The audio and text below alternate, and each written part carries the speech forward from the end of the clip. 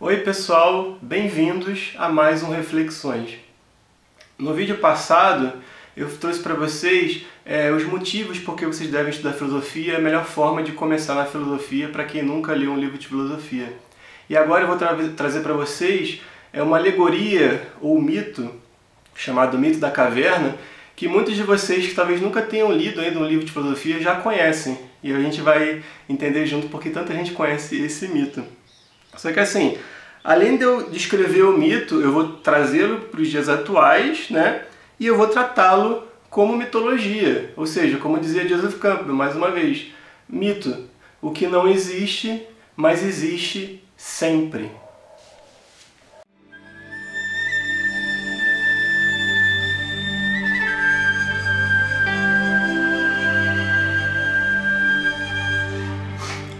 Bem, o Mito da Caverna apareceu originalmente no livro 7 da República de Platão, que é um livro onde Platão tenta descrever um sistema de governo ideal, que é uma coisa meio utópica, que nunca deu muito certo na verdade. Só que, de qualquer forma, o Mito da Caverna não tem tanta conexão com o resto do livro, né? Apesar de muita gente fazer essas conexões, eu já não vejo tanta assim, né? Ele é uma coisa que pode ser lida separadamente sem nenhum problema. Tanto é que muita gente que conhece o Mito da Caverna nunca chegou a ler a República de Platão. Então, se você não leu ainda a República de Platão, não tem problema, que é perfeitamente compreensível o mito. Nesse mito, Sócrates, né, que era o mestre de Platão, e ele escreve todos os livros dele como Sócrates personagem, Sócrates está conversando com um dos irmãos mais novos dele, que é Glauco, e ele está falando sobre uma alegoria que na verdade quer descrever a diferença entre o mundo sensível, que é esse mundo que a gente vive e percebe com os sentidos, e o mundo inteligível, que é o mundo das ideias e das formas perfeitas. Talvez seja mais fácil explicar, voltando mais uma vez aos sólidos platônicos sagrados, né? Que eu já falei lá no meu vídeo sobre RPG, Role Playing Games, né? Que isso aqui na verdade é um dado de 4 faces que se usa no jogo de Role Playing Game. Só que ele também é uma pirâmide, né? Você vê aqui. Isso aqui é o seguinte, ele na nossa mente ou na geometria, ele é uma forma perfeita, certo? Ele é uma forma totalmente perfeita. Mas a gente nunca consegue trazer para a nossa realidade atômica, assim, material, essa forma totalmente perfeita. Então aqui se você pegar um dado desse um dia na mão, aqui dá para ver também talvez mais próximo, ele não é totalmente retinho, tá vendo? Aqui é uma borda um pouco arredondada. E mesmo quando o dado é um pouquinho mais bem feito, ele nunca vai ser atomicamente perfeito, nunca vai ser um corte totalmente perfeito. Ou seja, a gente nunca vai conseguir replicar no mundo sensível, né, no mundo que a gente percebe com os sentidos, a perfeição dessa forma. Então Platão queria trazer mais ou menos essa concepção, né, de que a gente tem que sair do mundo sensível e chegar ao mundo inteligível só com a mente ou só com a razão, né? Essa é uma das formas de interpretar o mito, pela qual eu já não concordo completamente. E uma das razões de eu estar trazendo esse vídeo para vocês é mostrar que você não precisa trabalhar com venda casada de ideologia. Ou seja, você não precisa, porque você leu um livro de Platão e gostou de um livro de Platão, você não precisa concordar com 100% do que ele fala. Você pode pegar uma alegoria como essa e transportar para a sua realidade, inclusive porque isso foi escrito muitos séculos antes de Cristo, né? E também estava se referindo a coisas ainda mais antigas, talvez.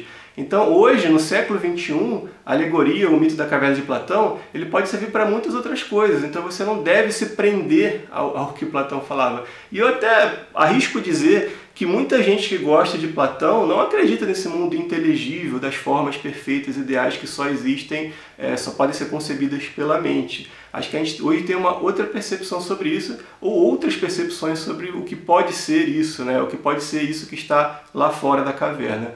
E aí a gente vai falar agora do mito em si para entender o que é estar dentro da caverna e estar fora da caverna. Bem, agora vamos à descrição do mito em si. Então vamos fazer um exercício de imaginação, que essa é a melhor forma para a gente compreender um mito, né? Você imaginar uma cena. Ou seja, imagine uma caverna onde, sei lá, umas 3 pessoas que representam a população iludida, digamos assim, ou que está presa no mundo dos sentidos, três caras acorrentados, escravizados acorrentados, de forma que eles estão lá no escuro da caverna, a única luz que eles conseguem ver é uma luz que chega de trás deles, e eles nunca conseguem levantar a cabeça para ver o que tem lá atrás. Ou seja, eles estão numa posição assim que eles não conseguem nem virar a cabeça direito e tal, eles só conseguem ver o muro que está bem na frente deles e que por onde a luz entra e reflete, obviamente. E aí, por trás desse muro que eles estão, pode ter, na verdade no original seria tipo uma pontezinha, uma estrada onde as pessoas passavam com carroças e com objetos, mas em algumas imagens, ilustrações e descrições do mito, são pessoas que estão trazendo objetos mesmo. Esses objetos que as pessoas estão trazendo, seja numa carroça, seja caminhando, eles são símbolos, né? Só que eles estão vendo só as sombras dos objetos, ou seja, tem uma fogueira, né, ou a luz que está entrando pela caverna, tanto faz, mas é uma luz que incide sobre esses objetos, e esses objetos projetam sombras na parede da caverna. Ou seja, essas pessoas elas estão vendo as sombras dos objetos reais, só que elas tomam pela sombra a realidade. Né? E essa que é a grande questão do mito, ou seja, você não conhece o objeto real em si, né, que seria o objeto inteligível, mas você conhece a sombra dele, que é o objeto sensível. Né? E aí o que acontece? Quando, por alguma razão, seja porque foi liberto, seja porque conseguiu escapar, sei lá, um desses escravos, um desses caras acorrentados consegue se soltar, o que ele vai tentar fazer? Ele vai, obviamente, tatear a volta, ele vai começar a achar a luz que está entrando na caverna, seja pela fogueira, seja pela luz mesmo lá do sol lá no alto, e ele não vai entender direito aquilo, né? Primeiro que aquilo ofusca um pouco os olhos dele. Ofusca muito os olhos dele no começo, né? Porque uma pessoa que viu a vida inteira na caverna, ela vai ver aquela luz assim, que ele nunca viu a luz diretamente. A primeira coisa que ele vai ter que fazer é se acostumar lentamente, gradualmente, passo a passo, a ter olhos para enxergar essa luz que ele nunca tinha enxergado antes. Na medida que o olho dele se adapta a essa luz, na medida que ele consegue observar mais diretamente essa luz, ou a incidência da luz dentro da caverna, ele começa a caminhar lentamente, a ascender e a subir pela entrada da caverna, até achar a origem da luz, ou seja, onde inicia a caverna. Mas como ele teve a vida inteira preso ali dentro da caverna, ele nem sabia que existia essa saída, né? Agora ele está descobrindo. Então esse movimento todo, que seria o momento de iniciação, né, de ascensão para o conhecimento, que modifica muito a gente, também é um movimento muito sofrido, porque a gente tem muito medo, obviamente. Se você está na escuridão e você começa a ver a luz, quer dizer, a primeira coisa é que aquilo te assusta, mas depois você vai se acostumando lentamente, e não é uma coisa para se fazer correndo. Ou seja, aqui no mito já está dizendo muito claramente que você, antes de aprender equações do segundo grau, você tem que aprender a somar, e subtrair, multiplicar e dividir. Então não adianta você dar saltos pelo conhecimento, né? Isso já é uma coisa que fica implícita aí. Mas enfim, o sujeito vai subindo pela entrada da caverna. Quando ele chega lá do outro lado, quer dizer, lá do outro lado, ou lá em cima, se a caverna fosse subterrânea, ou simplesmente sair de uma caverna, o que ele vai ver? Ele vai ver um mundo inteiro que ele nunca tinha visto antes, ou seja, ele tinha visto só as sombras desse mundo, né? E o que Platão queria dizer ali é que ele tinha visto os objetos sensíveis que eram sombras dos objetos inteligíveis, né? E assim, essa que é a história do que acontece quando você vê, né, o mundo lá fora, e ele vê o sol, ele vê a origem da luz, né? E aí ali Platão está associando claramente com um deus, né? Apesar de que naquela época muita gente acha que eles eram politeístas, que eles acreditavam em vários deuses, mas na verdade mesmo a mitologia grega surgiu do caos, né? Os deuses surgiram do caos. Então depois do caos veio Cronos, e depois de Cronos é que veio Zeus. Então Zeus não é o pai dos deuses, né? Não foi ele que criou os deuses. Então tem sempre uma origem primordial em todas as mitologias. E Platão já, na verdade através de Sócrates, né? Não é à toa que Sócrates foi acusado de ateísmo, né? Porque eles não professavam exatamente a religião oficial. Então já naquela época já tinha muito monoteísmo através de Sócrates. Ele falava nesse sol, né? Nessa coisa de onde surgiam toda a luz e surgiam todas as coisas. Enfim, o sujeito chega lá em cima e ele percebe que tudo tem origem ali naquele sol. E que lá fora tudo é diferente, tudo é mais vivo, sabe? É uma realidade assim, indescritível. Eu não tenho nem palavras para descrever, na verdade. O que ele vai pensar em fazer? Se ele é um sujeito legal, né, um sujeito bom, e a gente imagina que ele seja, e no mito ele é, ele volta para contar aos amigos, né? Isso aí também tem muito paralelo com o anjo que chega no céu. O que ele vai fazer no céu sozinho? Ele vai voltar para contar para as pessoas que estão no inferno como é que é o céu e tentar trazer essas pessoas para o céu, né? Só que o que vai acontecer? Ele vai voltar lá embaixo, chegar para os amigos dele e vai falar de coisas que eles não compreendem. Ele vai usar uma linguagem, ele vai tentar usar uma linguagem, né, porque ele já vai ter muita dificuldade de colocar em palavras aquilo que lá é indescritível. Então imagina, ele vai tentar colocar em palavras uma linguagem que de repente ele já adquiriu por conta própria, pela sua ascensão, né, ele já modificou o próprio conhecimento. Só que as pessoas que estavam lá, além delas não terem visto nada, elas também não modificaram o conhecimento delas para ter essa linguagem mais elaborada, para tentar alcançar o que é indescritível em palavras. Então é praticamente impossível que ele convença as pessoas só por dizer, né? As pessoas elas têm que ter as próprias experiências para poder começar a acreditar. Então, de repente, se ele solta um cara da corrente, o cara dá uns 2 ou 3 passos ali para o lado e consegue ver um pouco da luz, ele pode começar a acreditar. É por isso que evangelizar, assim, se qualquer coisa só por evangelizar, só porque fala, não, isso aqui é a verdade e eu sei que é verdade porque eu fui lá e vi, não adianta nada, né? Então, todo místico que conhece alguma coisa de misticismo, ele não vai ficar evangelizando ninguém, ele vai tentar fazer as pessoas terem as experiências que ele teve, tentar incentivar as pessoas a descobrirem por si mesmas, ou seja, você mergulhou no oceano e descobriu uma pérola no fundo do mar, e aí você vai contar sobre essa pérola para outra pessoa, ela não vai acreditar, ela tem que mergulhar e ver, certo? E você não vai ensinar ela a mergulhar por manuais de natação, nem por palavras, ela mergulhando que ela vai ver e ela vai descobrir a pérola. Então, o que você pode falar? Você pode falar sobre como é legal mergulhar, sobre como é importante mergulhar, se arriscar, entrar no mar. E aí a pérola deixa que cada um descubra, porque o Deus ou o Sol, né, que você vai ver lá fora da caverna, é sempre o seu Deus, é o Deus de cada um, né? Então não adianta você tentar forçar as pessoas a acreditarem no seu Deus, porque cada um vai ver Deus de uma forma. Isso que é a beleza da coisa, isso que é a beleza do caminho espiritual, isso que é a beleza do mito da caverna, porque cada um de vocês tem que fazer essa travessia, né? Não adianta alguém descer lá de cima e contar para vocês. Se a gente está realmente acorrentado no mundo, vendo sombras, a gente que tem que se livrar das nossas correntes e subir, e a gente que tem que ver com nossos próprios olhos, adequados à luz, o que é a realidade. Ninguém pode fazer essa travessia pela gente, só a gente mesmo.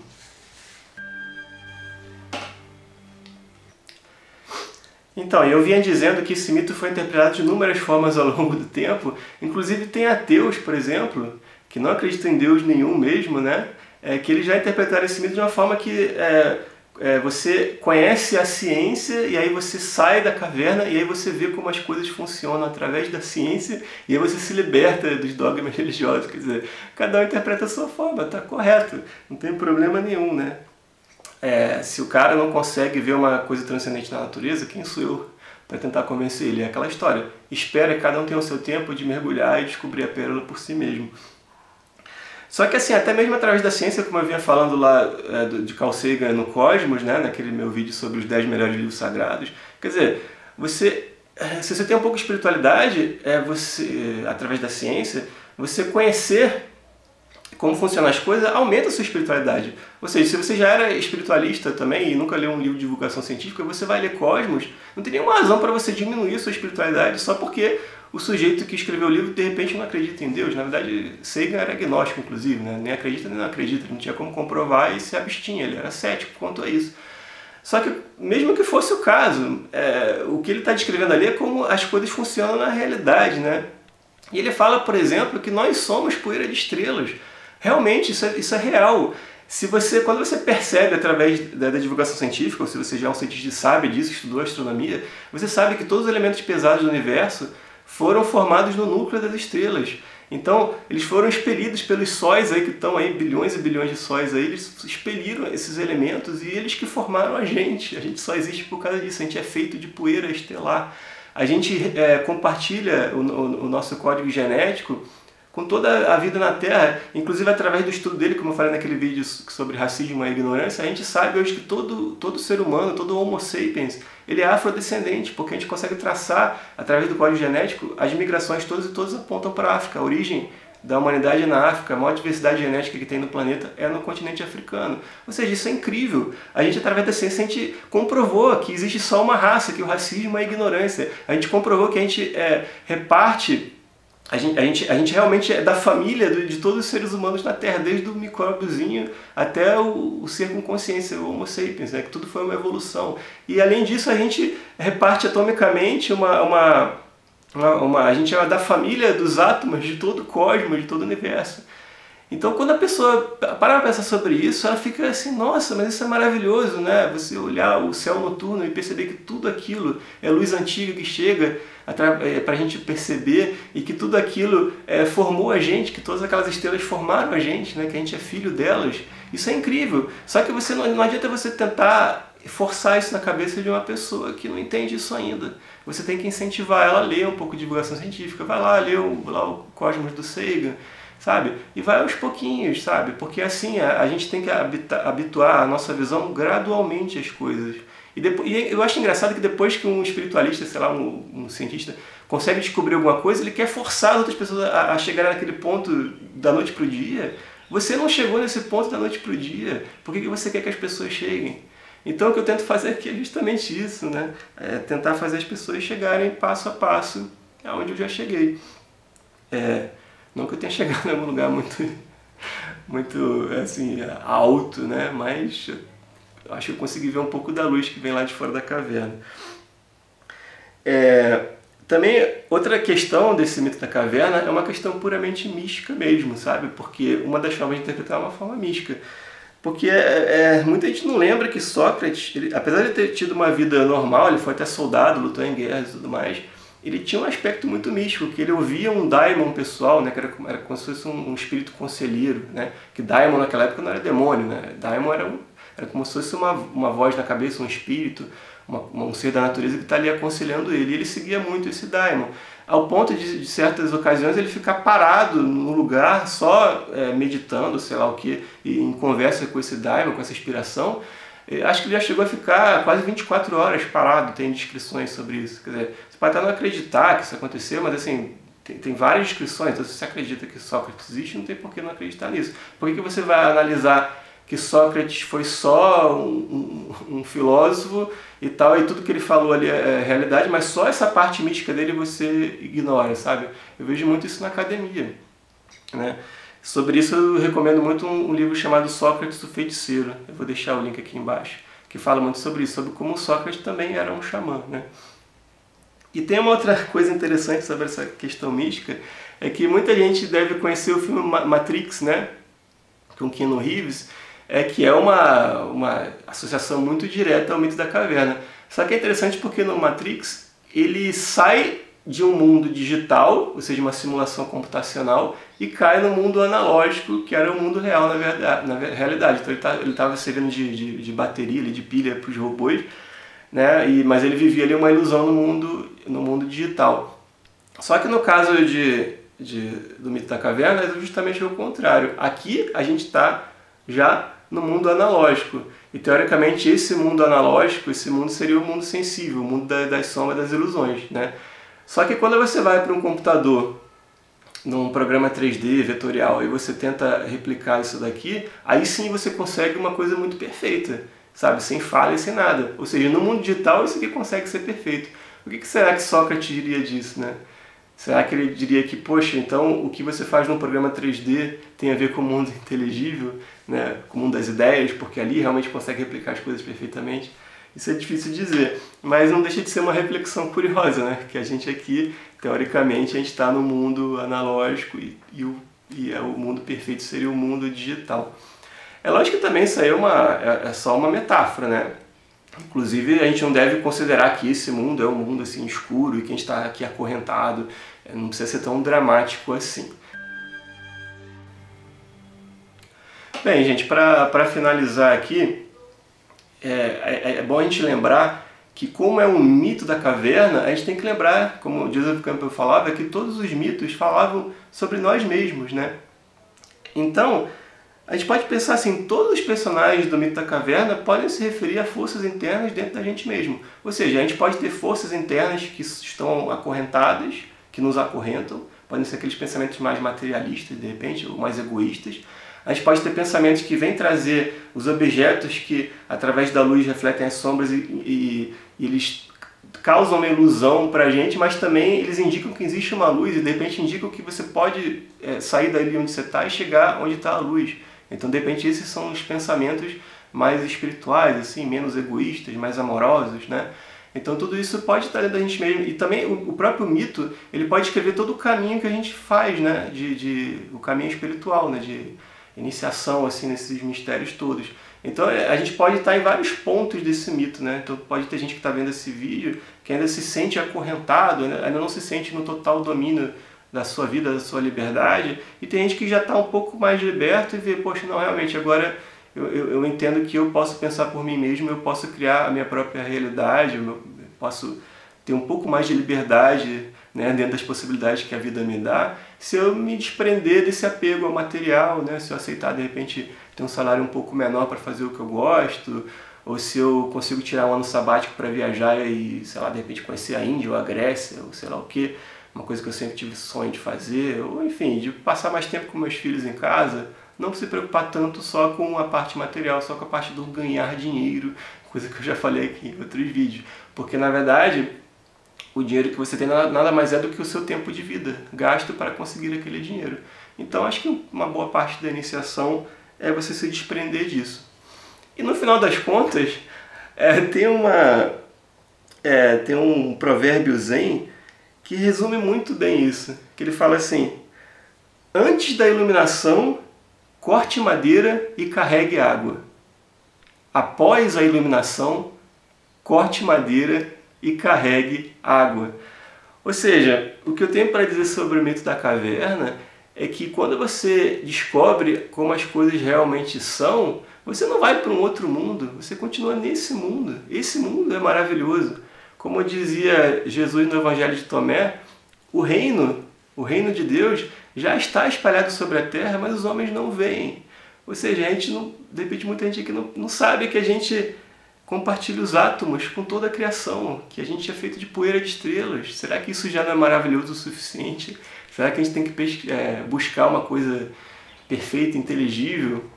Eu acho que nesse ponto Platão realmente estava equivocado, não concordo com ele, eu não sou obrigado a concordar com ele só porque eu gosto dele, só porque eu gostei de alguns livros dele, entendeu? Eu não trabalho com venda casada de ideologia, e vocês também não deveriam trabalhar. Então acho que é isso que eu tinha para falar sobre filosofia, assim, inicialmente já é o terceiro vídeo seguido que eu falo de filosofia. Eu vou demorar um pouco para voltar a falar do assunto, mas acho que vocês verem esses 3 vídeos em sequência, vocês vão perceber que amar a sabedoria é uma coisa que ilumina a gente, mas que a gente não é obrigado a seguir dogmas filosóficos, religiosos ou nem científicos, né?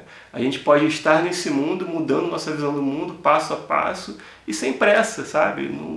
Se você quer descobrir essa pérola que existe no fundo do oceano, como alguns já descobriram, você tem que se preparar bem. Não adianta você se jogar no mar de qualquer jeito, que você não vai achar. Você tem que aprender a mergulhar antes, você tem que fazer o treino do mergulho antes. E é um treino que não é só um manual de natação, como ir lá e mergulhar, mas isso é passo a passo, é sem pressa, a gente tem muitas vidas ainda para chegar lá, tá? Um beijo e até a próxima!